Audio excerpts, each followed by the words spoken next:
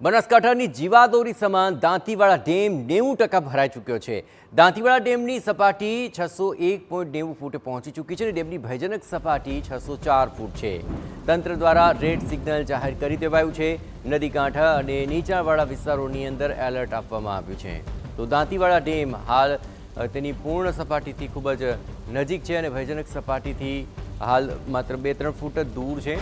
અત્યારે તંત્ર દ્વારા રેડ સિગ્નલ જાહેર કરી દેવાયું છે અને નીચાણવાળા જે તમામ વિસ્તારો છે તેને પણ એલર્ટ રહેવા માટે સૂચના આપવામાં આવી છે। ખાસ કરીને નદી કાંઠા અને નીચાણવાળા વિસ્તારોની અંદર તાકીદના પગલાં લેવાય તે માટેની સૂચનાઓ આપવામાં આવી છે।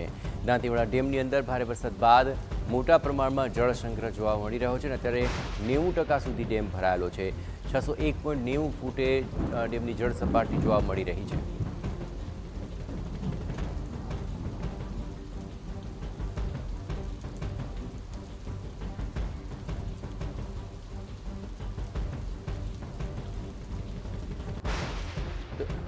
તો આખરે આ જળ સપાટી જે વધી છે તે 604 ફૂટ તેની ભયજનક સપાટી છે તેનાથી ખૂબ જ નજીક એટલે કે 601.90 ફૂટે આ જળ સપાટી જોવા મળી રહી છે। એટલે કે તંત્ર દ્વારા તેને જ કારણે રેડ સિગ્નલ જાહેર કરાયું છે।